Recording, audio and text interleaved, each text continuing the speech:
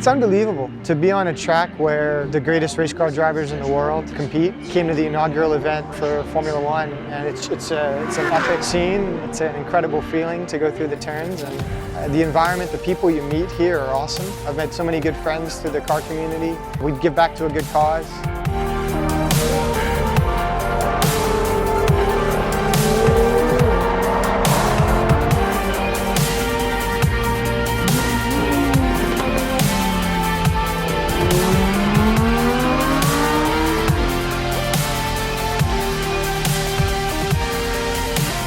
It's the most impressive track in the world, the only Formula One track in the United States, and it's in Austin, Texas. Anyone who's not even interested in the car world, you will be impressed when you see this facility.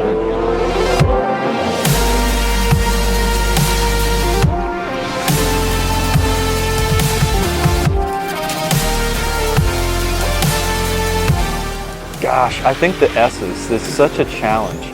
At first, going through the S's and trying to learn them, it was very difficult. I hated them at first. I just wanted to get on the straightaway, see how fast I could go.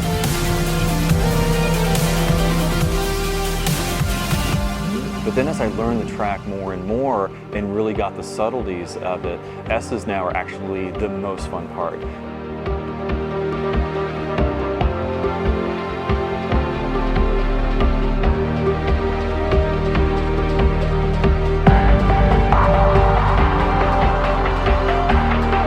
Just the fellowship, just being there, hearing the cars, talking to the people. It's just going to be a fun day. You know, I've done it in the past, and every year when it comes up, I just can't wait to go.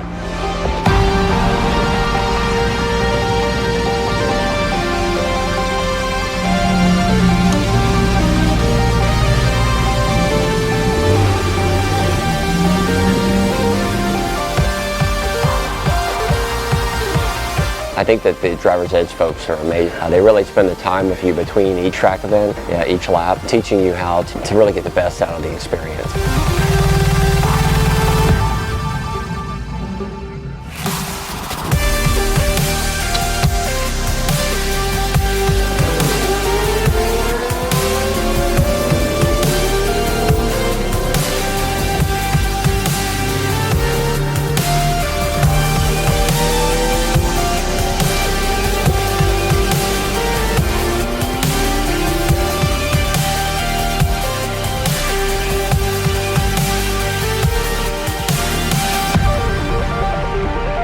It's like a roller coaster.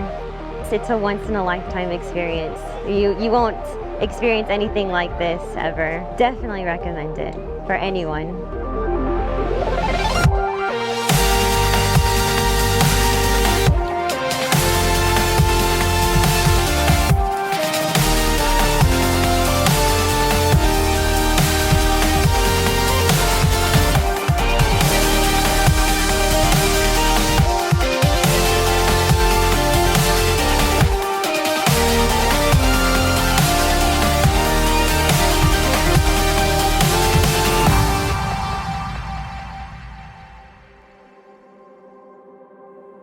When you get down to it, spending day at COTA is an educational experience. This is just like going to school. You have objects to learn, there are things to master, you have teachers to help you there, and then you've got friends to sort of celebrate the accomplishments with, and that just makes it a total package. The lifestyle is extremely fun. Going to the meets like this, meeting other people with cars and the car passion that I have, and getting to interact with them. And getting to go on the tracks like the COTA track is just amazing. I've had a passion for cars since I was, a little kid. I was 9 years old. I fell in love with a Porsche Turbo. And I said one day I want to get a Porsche Turbo. So several years back, I got a Turbo, started coming out to the track, then tried a couple of Lamborghinis, and now fell in love with the best car in the world, in my opinion, the GT3. Whenever I would see them as a kid, I mean, it would just, jaw-dropping, something you only saw on poster boards, and becoming an exotic car mechanic has changed me big time. I never saw myself actually getting to work on these kind of cars coming from a small town in Mississippi, and then now that I'm here and I get to work on them, it's just amazing. I've always said from the time that I thought about what I want to do for the rest of my life that I never wanted to wake up in the morning and go, man, I don't want to go to work today. Working with Lamborghini for the last well, over 8 years of my life and working here in Houston, there's not a day that I wake up and say that. So I love it. This is what I love to do. You don't realize how many people don't get to see these kind of cars and to enjoy them, but whenever somebody like me coming from such a small town, I see them and it's just like, I mean, it's just an experience. Not everyone can be a Formula One driver. You know, if you don't start when you're karting in 5, you're not going to make it in Formula One. If you're not a world champion by 25, you know, it's not going to happen. So it's one of those things where we all have our passions, and although we'll never be able to be world champions on that level, we can't enjoy ourselves in our own way. And I think track lifestyle, especially gentleman racing series like Ferrari Challenge, Lamborghini Super Trofeo, Porsche Cup, these are series that are allowing people to pursue their childhood dreams of being a race car winner, you know, and a podium winner. I think what makes us special as far as track guys and car guys goes is we understand there's just that bond between us, the car, and the road. I call it mechanical sympathy. We understand what's going on when we shift gears, when we turn the vehicles, when we push these vehicles to their limits. Not a lot of people understand that, but when you get on track and you start to do a couple of track days, you learn real quick what these cars are capable of doing. By providing owners a stepping stone and a path for them to go from a standard street car to tracking their car to entering a gentleman racing series, they can then pursue their passion in achieving that goal. And I think that's where the industry is moving as a whole, and I think it's very positive. You know, if they just wanted a nice expensive car, they'd buy a Bentley or a Rolls Royce. It's that feeling, and I think it comes from childhood, wanting a race car, being a race car driver. And so yeah, there's that passion of watching race series and knowing that your brand is the best out there. It has its own race series and it's extremely competitive, if not the best at it. Integrating philanthropy to it is key. Sure, there's some that just own these cars privately. You would never know. It's a reward to themselves. They never go out, they never socialize. But we've got a big group, and it's growing every year substantially, of local clients that meet each other often. We do an event here at the dealership where we go to track events, and everything gets tied in. It becomes a true lifestyle part of it. And that's key to doing it. It's not about me, me, me. It's about the community. It's about being able to give back. Texas Children's Hospital that we hold a lot of charities for, those kids really enjoy to see the cars. It's just getting bigger and bigger. I mean, we're doing more and more charity events every year. Bringing charity to our track days is huge. It gives everyone a nice positive goal to focus on, and it takes some of that competitiveness and that rivalry out of it, and it just brings everyone together for fellowship. And we know that there's a nice positive goal. The success to most of the people that own these cars, they know that they didn't get there just themselves. They got there because of their team, because of their staff, and being able to give back to them is critical. And I think that side in them comes out. I mean, every year that we do a charity event at the end of the year for one of the local hospitals, we see a bigger and bigger turnout every year to be able to do that. And there's nothing more rewarding than being able to give back to the community, whether it's towards children or for anybody that's ill, for those that haven't been able to do it themselves or are challenged with something that is unfortunate.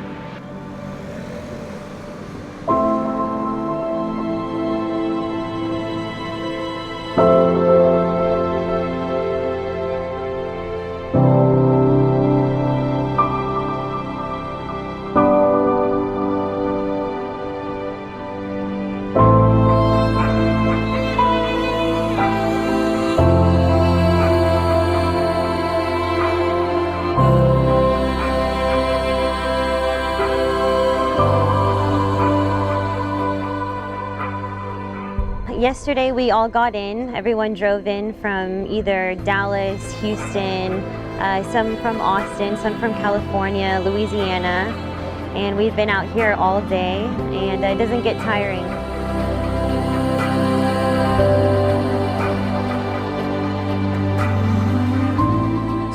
coming into turn one. You can't see where the turn-in is. You're going up this enormous, track, and it's just, you're looking at the sky when you're coming up, and there's just sort of these optical illusions, if you will, that you have to overcome.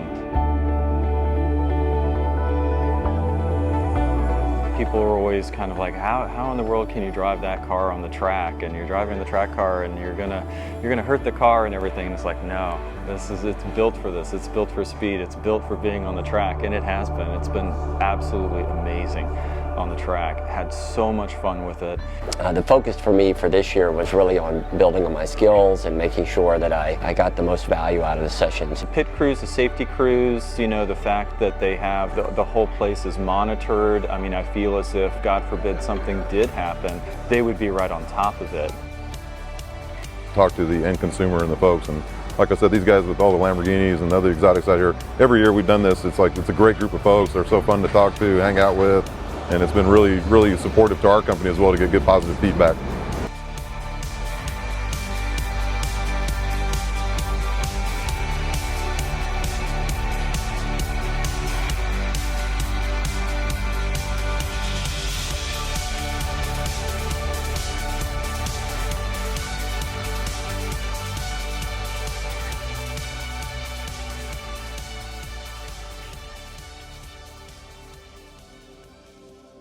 They're spending billions of dollars to design these cars, and it's not just Lamborghini, all manufacturers are. They've added so much more performance, more safety into them, and the amount of power that they're putting down, the reliability that they're getting out of them is just amazing from what it was years ago when the Gallardo first came out. The brand's definition, motto, has always been to be extreme and uncompromising. A big part of it is a reality that it's bragging rights. For those that do own them, there's no such thing as too fast. So if somebody else has one that's a little faster, then they have to open up their checkbook and make theirs even faster.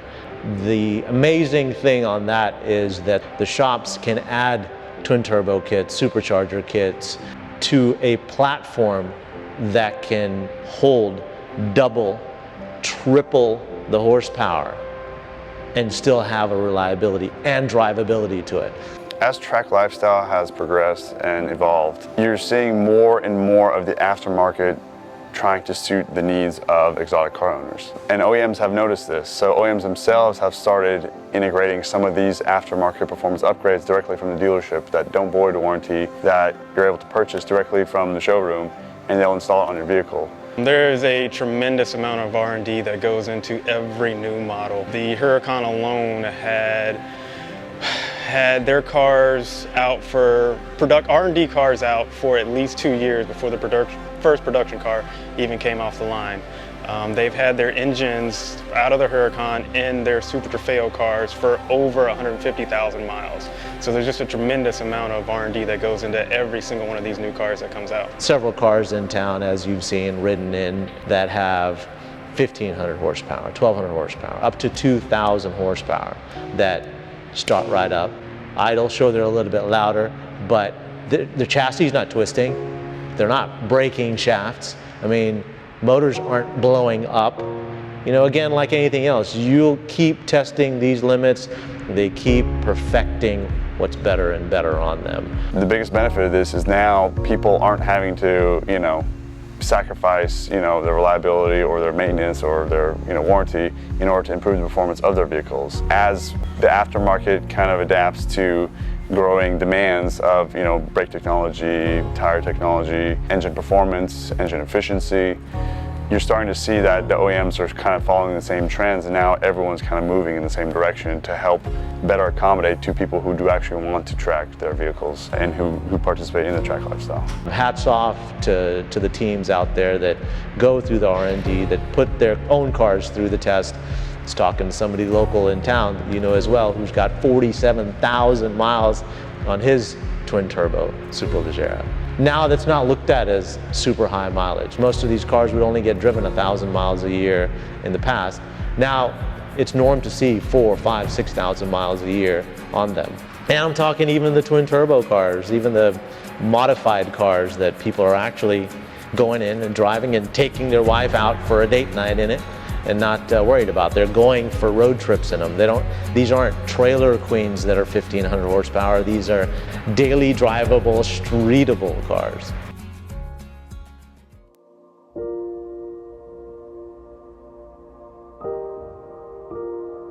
A few years ago, most exotic owners just wanted it from a pride standpoint. It was all about the show. Reliability didn't even exist. It was just a matter of having a car because it was a status symbol. You know, since then, more streetability and trackability on cars made such a huge difference. Driving them the way they're supposed to be driven. I mean, these cars need to be out on the track. They need to be driven hard. You know, in years past, it was extremely expensive to own an exotic and maintain it because they were so unreliable and fragile once pushed to their limits.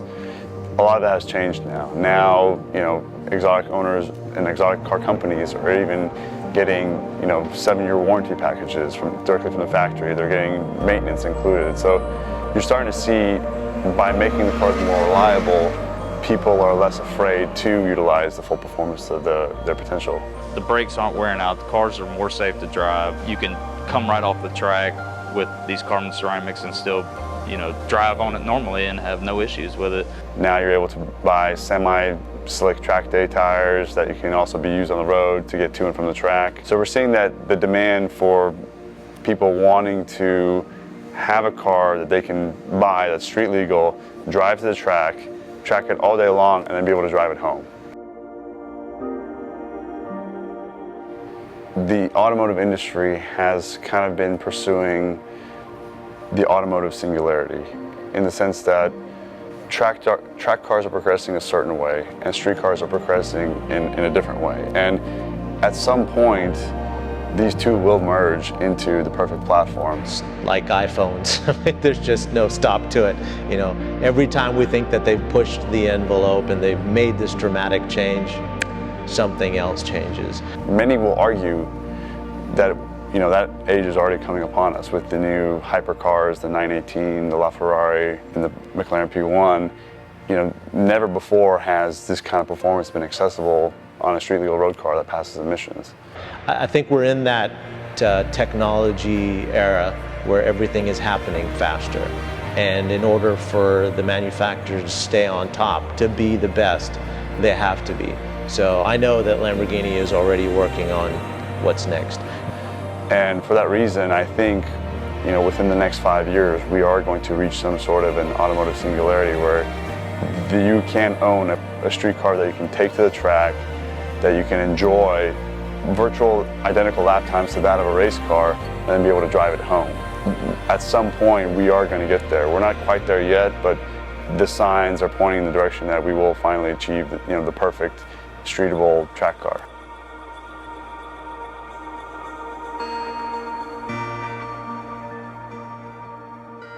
Misconstrue that as unfortunate because, you know, it really is a unifying force for everyone, not only men but women as well. And we're seeing a bigger influx of females wanting to pursue their racing careers and female exotic owners who don't just take their car to the mall or a shop. I mean, these are real, legitimate racers who are extremely fast, and they give some of us guys a run for our money. So it's a fantastic to see such a universal group of individuals come together for a common cause, and the best part, to do it all for charity. You know, I think that's kind of where the primary focus should be, is giving back. Some of the most genuine, hardworking, kind, giving people we've met have been, you know, exotic owners who happen to be involved in the track day lifestyle. And I think a track is a very universal place for us. It's like the campfire. You know, when you go out, it's time for you to spend time with your buddies. These kind of social paradigms that we tend to maybe believe sometimes, they kind of don't really exist. Some of the most giving people who are trying to make a difference in the world are those who happen to be the most successful. And I think track lifestyle kind of melts those social barriers, and it makes it known that we're all just human beings at the end of the day, and racing is our passion, cars are our passion. It is a universal phenomenon. We all love our cars. We love enjoying them. We love driving them. It's a symbol of our freedom. It's a symbol of our accomplishments, not only as a people, but as a species. You know, Corsa Vita is not only the concept of a track lifestyle, but it's also a way of life. Fortunately, we're at the forefront of being able to integrate charitable donations and philanthropy into major track day events. But I would encourage all track day organizations to donate even a small portion of their proceeds to charity, even if it's a couple $1,000s. But you know, hundreds of organizations all around the country, at hundreds of tracks around the country, if they all move along the same path and they're all donating to local charities or local organizations, as a whole we can make a profound change to society. And I think people are always focusing on the financial aspect. They don't realize this can actually be a great agent for social change. And I would hope that those watching would be able to integrate philanthropy more into all their events, not just one event a year or two, but every event they do. By making it an agent of social change, not only do more want to participate, but everyone feels good doing it.